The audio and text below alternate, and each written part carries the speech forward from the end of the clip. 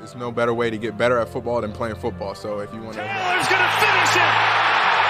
I've always been confident in my abilities. I think, I'm a guy that can go out there, and I always believe in myself that I'm going to get open and make the play if they throw me the ball. The third. Ryan, end zone shot for Pierce. He caught it! Oh, what a... Hello, everyone, and welcome to the Colts Cast. We're here to talk about everything and anything Indianapolis Colts. He is Jamal Lawrence, and I am Eric Smith, your co-host of the Colts Cast. Let's get right into it. Michael Pittman Jr., the man of the hour. Wish I had his jersey on right now. I think that would have been more appropriate. But Michael Pittman Jr., he's entering the final year of his contract with the Indianapolis Colts in 2023. Let me ask this question. Should the Colts extend Michael Pittman Jr. next year? That's what we're going to discuss today. Jamal, what you got for us? What's on your dinner plate? Give me the greens. Give me the potatoes. Give me all of it. Well, man, Michael Pittman Jr. Oh man, this is a tricky one right here. I think that it goes without saying that Michael Pittman Jr. is a huge, lovable, likable person in Indianapolis. He's built a name for himself. And this is arguably his most important year for him out of his tenure. He's been with the Colts. Like you mentioned, he's going to a contract year. And we've seen his progress be low over the past year. It's not as good as that career he had in 2021. But just a couple quick roundabout things for MPJ. Of course, he's suffering a hip injury right now. Steichen said it's minor, so he doesn't want him on the field until he's better. Of course, he hadn't participated in OTAs. First, it was because of the birth of his son. Now it's because of hip injury. So there are a lot of different things going on. And as we know, we're not going to see a lot of superstars out there every single day of the week for the OTAs. But Michael Pittman Jr. Can you explain how he had a down year last year? Yeah, it wasn't as productive as his 2021 season. We'll talk about that. Yeah, that's true. Yeah. About don't worry. Yards off. Okay. Yeah. I was just interested. Yeah. Don't worry. I know I'm gonna get flagged for it. It doesn't matter. I'm not worried about that. But we're gonna talk about it. So when I think about Michael Pittman Jr., guys, and I kind of think of what the Colts are gonna be looking for him for this year, especially looking into the extension. Is he gonna get an early one? They're gonna wait to late season? I mean, I think that any player would like to know that they're going to get that early extension just because the team wants him here or wants them there, wherever, their respective team. But could the Colts be looking to maybe find a new number or new wide receiver one, maybe in the draft next year? Or are they content with Michael Pittman Jr.? So, Eric, just a real quick thing for you. When I looked back at the draft, when Michael Pittman Jr. came out in the draft, the wide receivers who all went before him. Okay, we had Henry Ruggs III. We all know his story. Bust, so that's no longer in the NFL, all that stuff in Las Vegas. So we have Jerry Jeudy. We have CeeDee Lamb, Jalen Reagor, Justin Jefferson, Brandon Ayuk, and T. Higgins. All those guys went before Michael Pittman Jr. And really, there only been two of them, one being Henry Ruggs, obviously, because he is not in the league anymore, and Jalen Reagor, who has had a worse career than Michael Pittman Jr. All these other guys have put up some pretty wild numbers on the respective teams, year in and year out. So when I think about what Michael Pittman Jr. has done with his tenure in Indianapolis, does it stand up to a T. Higgins or Brandon Ayuk or a Justin Jefferson? I think we all know the answer to that question. I don't think it's been as at an elite level as they have been playing. However, I will say that those teams have had a whole lot more stability across the board with their coaching, their quarterbacks, all their personnel throughout the building has been a lot better when we look at 49ers. My man's had like 8 different quarterbacks throwing to him. So and you were out there throwing to him at one point. Yeah, so you're right. You're right. But my point is though, is I just want to give a overview of everybody else who's drafted before him to help kind of to see where we stand with that, because historically speaking, we know that rookie quarterbacks aren't going to be out there giving as much. I don't want to say effort because not effort, but they're not going to be out there. They probably won't be as productive as a 10-year veteran quarterback on the team is going to be. So we don't know. He could have another down year again this year with Anthony Richardson being a rookie, having to learn a whole new system because guess what, Eric? Exactly Down what year. you just said. See, No, here we go. No, no. so here's the thing about this, y'all, for everybody out there. So this is what Eric loves to do. He'll sit here and he'll try to play the bad guy, but he don't ever want to give bad information. It's all good though. I'm not worried about that. I'm here to keep it to y'all straight 100,000%. So looking at Michael Pittman Jr.'s year last year versus 2021, like I said, it was a down year. Yes, he was 100 and something yards below. He did have less touchdowns. And of course, he did have Matt Ryan throwing with that noodle arm. However, I want you to remember that out of 14 players who caught 87 or more passes, there were only 2 who didn't break 1,000 yards. 2. Michael Pittman Jr. and Austin Eckler, who is a running back.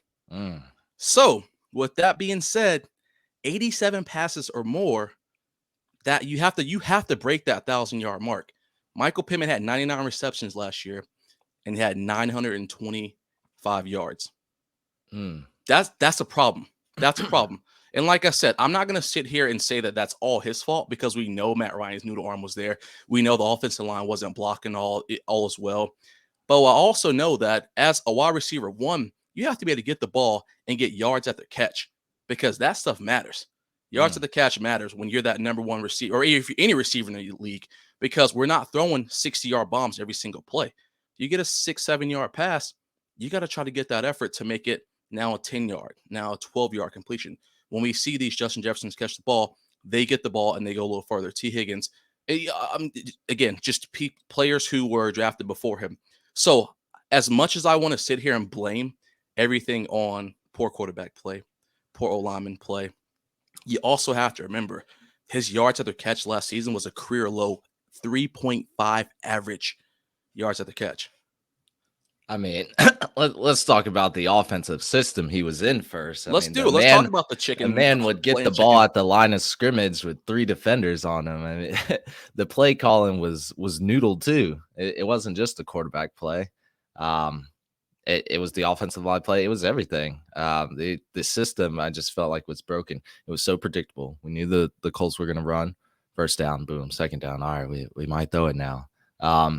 Plus, Michael Pittman, he wasn't getting those darts across the middle of the field like he was a year ago, 2 years ago, in my opinion. But let's talk about it because I see you hate Michael Pittman, and that's okay. Here we go. Never said I hated him. I have said that I don't think Michael Pittman is a true wide receiver one. I think he has the chance of getting beat out. I think Alec Pierce could develop into a better receiver than him. He's faster than him. He has a better route tree than him. But I'm not going to sit here and go down this entire rabbit hole with you, Eric, right now. I'm going to let you do your thing. You bugging right now. I'm going to let you do your thing. But remember that fourth. Go ahead, bro. Go ahead. This man said Alec Pierce has a better route tree than Michael Pittman. All right. That's not true. Well, look, pros and cons of Michael Pittman. I think Michael Pittman, he's a good receiver. Let's go over the good. Before the season started last year, I thought Pittman could enter that top 15 status. I was talking about it on social media. I got killed for it, and I'll still stand by it. Maybe it was a bad take, but entering into the season, I thought we were going to have better quarterback play and better offensive line play. So I didn't know that, but still banged the table for it. It was just pretty tough to evaluate the wide receiver group fairly last season. And yet, Jamal, he still led the team in receiving yards, targets, receptions, and receiving touchdowns, despite all that. So what that tells me is that no matter who is under center, they trust Pittman to get the job done. They're giving him the ball. They're seeing him with the red zone targets. He has good hands, tough after the catch. Yeah, he might have had a career low for yards after the catch this season, but I mean, who didn't on the Colts this season? He's still a big body, 6'4", 220-pound receiver, that prototypical size you're looking for. The man is nice, right? I mean, he's still nice. He's still that menace in the middle of the field. Also, think of a time where he missed a significant chunk of games. Can you think of a time besides this rookie season? Nope. No, definitely give him that. Yeah, man remains healthy. It's such an important ability, especially on the Indianapolis Colts. His middle name should be consistency, I think. So I get it. This is a touchy subject because yeah, I've heard those echoes, Jamal, of he's not a number one receiver. He is. I think that's still up for debate. He did had some wow shake my head plays last season. Those costly fumbles he had, some drops that just made like The these were Washington game, the fourth quarter with 15 seconds left on the 1st and 10 where he dropped a wide open pass that yeah potentially helped us. Yeah, that play. correct. That was at a critical moment of the game where you're that guy, you got to make that catch. Like you were wide open. It was really bad. But I feel like I blame recency bias for that because we killed him for that whole week, and then we're pinning that on him the entire time. But other than that, I feel like he's been one of the only constants for this team in the past 2 seasons. Even JT had a really down year, got injured. Bad system, bad offensive line play. I will say he doesn't have the high end speed we're looking for in a number one wide receiver. He's one of the slower guys on the team.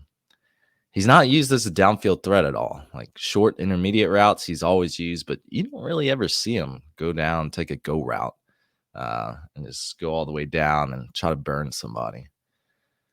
But with all that being said, so I guess I posed this question, Jamal, earlier. Should we extend Michael Pittman Jr. next year?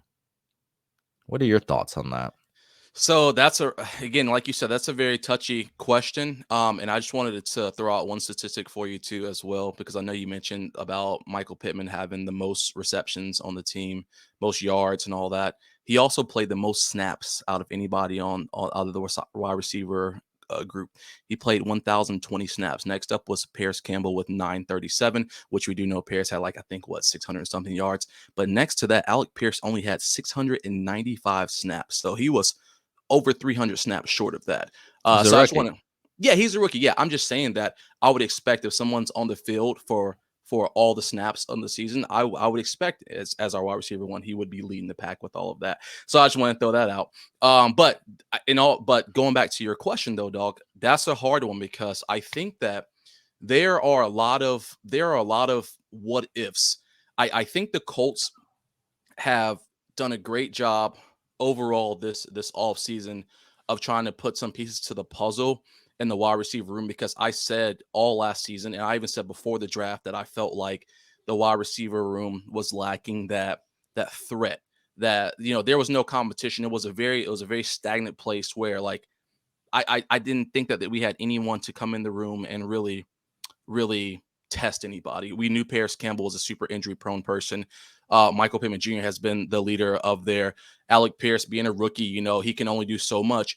But then we look at now, we've brought in Isaiah McKenzie. We've drafted Josh Downs. I think that the wide receiver core now is shiftier. It's obviously the speed is way up. And I think that the Colts are trying to make it more of an explosive thing, and obviously an explosive offense. And obviously I know that comes with all the changes that have come within the room. But is Michael Pittman Jr. going to be able to fit? How are they going to want to fit him into this offense that they're going to tailor towards with Shane Steichen in the building? I think that's where my big concern was going to come in with that extension. I know at this point, Michael Pittman Jr. is not worried about his extension. I think he said he's like, it'll come when it'll come, whatever the case is. So it's not hanging over his head, at least what he's made publicly. But I know in every receiver's mind, they want to have that extension, or any player. The security, Quentin Nelson talked about it last year. He said he hated that it took so long because it took your focus off of what's the bigger task at hand, which is playing the game. So no one wants to sit there and do that. But the Colts, I think, have to be in a situation where they have to be content, because Michael Pittman is going to want that max money as that wide receiver one. He's going to want it. And has he given the type of play that the organization feels deserve that? I don't know. I don't know. I don't know what the organization is looking at. I don't know what they expect. So I personally think that if you're going to extend him, I would wait until the back half of the season. I want to see productivity. I want to see how he's fitting into your new scheme, to your new setup, because I think that weighs heavy on what's going on within the realm of you're going to sign He's someone. gonna fit fine. Yeah, He's gonna fit fine. you say that, but I want to see if I'm going to be paying someone, upwards of, well, I don't know, what, 25 million a year, something along those lines. So you would think maybe more than that. How much do you think he would be wanting? Roughly, just take a wild guess. I would say 20 around 20 Okay. million. All right, cool. So if someone's going to be put up 20 million, I want to see, and again, I know quarterback play should be more consistent now, but we don't know that. We don't know what Minshew's going to do out there. We don't know what Richardson's going to do out there. But are you willing to accept a 99 reception, 925 yard season? Are you willing to accept an 88 reception, 1,000 yard season, 6 touchdowns, 4 touchdowns? Is that okay with you for a $20 million a year, man? Maybe. Maybe. Just make so. Well, so you're okay. Hold on. So you're gonna but you want to so you're okay with giving the money right now, today, right? Is what you're saying. Well, You'll be I okay gotta with talk that. about it because you said Michael Pittman will. You don't know if he's going to fit in the system. I think he's a good fit in Shane Steichen's system. I mean, he's going to get. I think Steichen's going to give him those one-on-one situations where he's just going to, he gets the ball in open space. He doesn't even have to make the defender miss. I think he can just bulldozer them. That's how strong that man is. But it's hard to bring Michael Pittman down. We've seen that. He's not the fastest, but boy, like can he break off some tackles and get those yards after catch? We've seen it. Maybe he had a career low, but still getting it. But yeah, I think the Colts should extend Michael Pittman. I'm looking. If it's a longer term deal, 15 to 18 million, you look at the receivers who get paid in that range. And I mean, you got Hunter Renfrow, Cortland Sutton, Odell Beckham, Mike Evans, Tyler Lockett, Christian Kirk, Deontay Johnson. That's the tier I see Michael Pittman in, Yeah. I don't view him as a number one wide receiver. Like, he's not a Devontae Adams, not a Cooper Kupp. Not a Tyreek Hill. I haven't seen that type of play, that type of production, that elite, style of play from him. Short-term deal, I could see 20 mil a year. I really could. It's just kind of the situation we're in as the Colts. We don't really have another bona fide receiver right now. And you can say we can try to draft one next year, but they are not a surefire deal. Sure. We already have Michael Pittman, who's already surefire. And also, I don't want any commenters saying it's not your money, just pay the guy. We're ladies and gentlemen, we can't give everyone 50 million a year on annual average deals. Like it just, we have to be realistic. Yeah, it's not our money, it's Jim Irsay's, but we have to look at it, in the right state of mind. But I think good wide receivers, they've been a hot commodity nowadays. People are paying good money for them. I think losing Michael Pittman would hurt this team, especially in the Anthony Richardson development process. I think he's going to be critical in that. I don't want to be like the Titans and trade away our best receiver and then have one of the worst passing offenses the next year. True. So even if I don't think Pittman is a top receiver right now, like he's not top 10, I think we can come to a consensus. He's not a top 10 wide receiver. I could say I could argue the second tier though, like the top 15, top 20 range. I think he's probably closer to that 20, but he's still a stud for us nonetheless. And you lose, just imagine removing Michael Pittman from the situation right now. I don't think you replace that. We're not in the position to replace that. You can say we can get a wide receiver in the draft. I don't know. Michael Pittman, he's been that constant threat for us for a while now with shaky quarterback play. I mean, he's had a different quarterback throwing to him like every season, multiple parts throughout the season, Jamal. Yeah. I don't know how you hate on this man so much, I just don't understand. No. See, I know you like to stir up the pot. That's why I like doing this with you, because you like to stir up the pot for everybody out there. I'm not hating on him. I'm only stating what the numbers say. This is what I'm telling you. Like I said, I am fine with giving him an extension. I don't think that we should be given an early extension. I think that you wait. You wait a little bit, the same way you're going to wait for Jonathan Taylor, the same way you waited on Quentin Nelson. What's the rush right now? What's the rush? I still believe, and I will always stand strong in that. I know that Shaq's been injured, but we paid all the money, and we're sitting in the same situation right now where it's just like, I want to be out there in the field, but I can't. And I also want to just bring up another point, Eric, because just looking at receiver stats. Shaq got hurt though.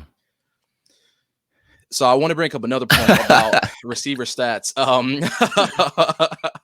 I would like to do like a deeper dive into this, not today, obviously, but just to kind of understand, because so Michael Pittman Jr.'s stats versus top 10 pass defense, average pass defense, and bottom 12 pass defense is kind of it's been interesting. So versus top 10 pass defense, he was targeted 28 times at 28 receptions for 222 yards, no touchdowns, and then average pass defense targeted 39 times, caught 29 of those balls for 240 yards. And then versus bottom 12 pass defense, targeted 75 times, got 49 of those receptions for 453 yards, which he has the most touchdowns against the bottom 3 defense. And his yards after catch is the highest against bottom 12 defense.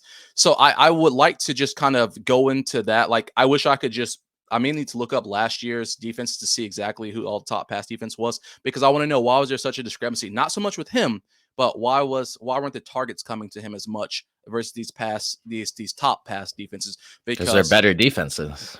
Yeah, but we weren't running the ball with them. What do you mean?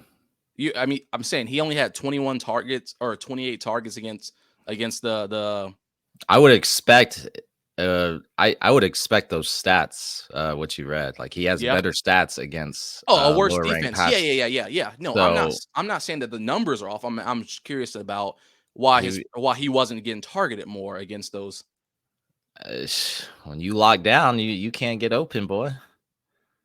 Like, what you mean? So yeah. So and I'm not. It's not a knock at him. That's what I'm saying. It's not a knock at him at all. I just wanted to know, like, kind of why isn't he able to shake a cornerback then, if that's the case? I'm not trying to knock him.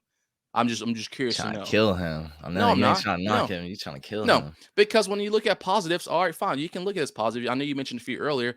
He only had 4 drops this year, 2.8% drop rate. That's freaking great.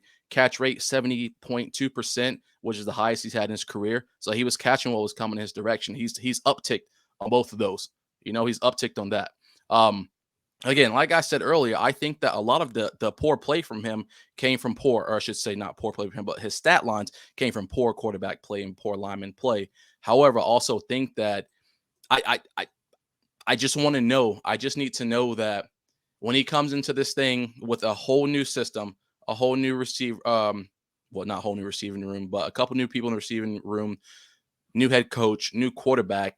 I need to know that this guy is ready to come out here and give it 120%, because I just felt like there have been lackadaisical times in our wide receiver room, which I said all last year. I don't care how you want to slice it, no matter what the case. If we had bland play calls, throughout the building, we were still trying to throw the ball. There were still games where Matt Ryan was still averaging 40, 50 attempts a game. So you still have to give some kind of productivity across the board. If the ball's slinging that much, there has to be something. There has to be something. I think there was. Again, he still led the team. Matt Ryan wasn't slinging the ball the entire season, and when he was, there's some bad. There were games. some ducks. Yeah.